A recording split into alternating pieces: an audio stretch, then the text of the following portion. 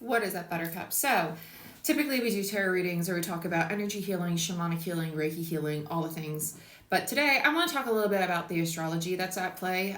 If you're feeling like you should be moving forward or you should be going and progressing, but there's a part of you that's really lacking clarity on what direction to move in, give yourself some grace at this time. The reason you're feeling that is because Mercury, the mind's planet, which is ruled by Gemini and Virgo, it just means that in those two signs, it's at its strongest, right? So it's really comfortable there. As of right now, it's actually in the sign of Sagittarius, which it's not unhappy in, but it is at a place that's a little foreign to it. And so having clarity, right, the mind, Mercury, on what we think or perceive or how we want to communicate or how we want to plan things might be a little scattered. It's because Sagittarius is actually extremely intuitive, and it's not so much ruled by the mind, but it is by our passion, by our intuitive side, by this drive to move forward. And so with Mercury and Sagittarius, and now Mercury's direct, which is really nice. We're coming out of this era of review. We still have a little bit of it lingering because we're in what's called a post shadow.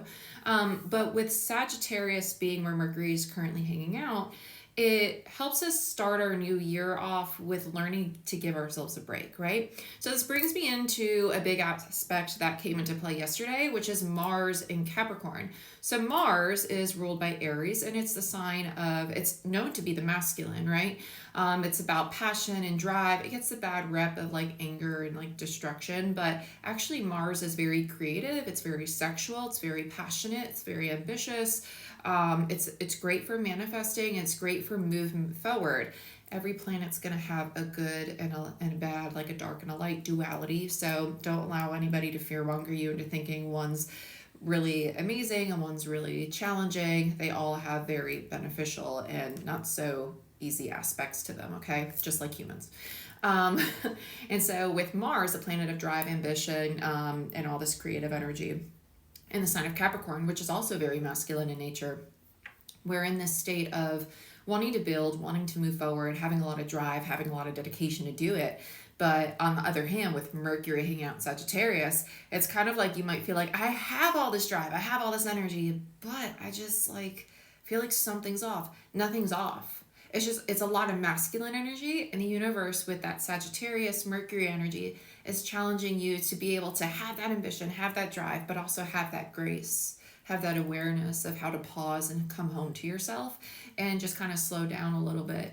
That you don't need to go full speed ahead like society kind of programs us to at times, or sometimes we even feel we need to do out of limiting beliefs or a low self-worth or a need to prove ourselves in some manner. And so a lot of this is going to be coming up in the collective. I've seen it a lot in my readings that I've been doing the last few weeks. This is going to last through the end of the month, and it's just for us to get into the groove that we need to be in for 2024 in order to be in the most aligned state with the new self. Because what's happening is that we are stepping into this new sense of self. And as we do that, these old ways of functioning, so that go energy is going to start to wash away. If you're on the other side of it, like you're procrastinating a lot, it could be a time for you to tap more into that very progressive masculine energy and learn to reframe your procrastination with maybe substitute it with self-care, like a walk outside or dedicating yourself to reading 10 pages a day, or anytime you find yourself like doom scrolling, getting to that place of, wait, what can I do right now that would benefit me to get closer to my goals, right? It's learning to use your time more wisely, because Capricorn is the sign of legacy. What kind of legacy do you want to leave behind for yourself? And what I ask myself and what I tell my students is, in 20 years, are you going to be proud of how you handled this, of how you're moving in this moment?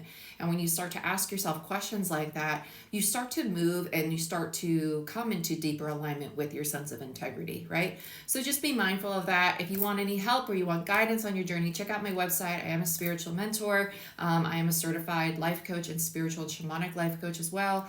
My background is in energy healing and being an intuitive and a medium. So all the spiritual things are there, but I also have a degree in biology and psychology. So go ahead, check that out. I'd love to work with you, and I wish you the best, and I'll see you next time. Bye-bye.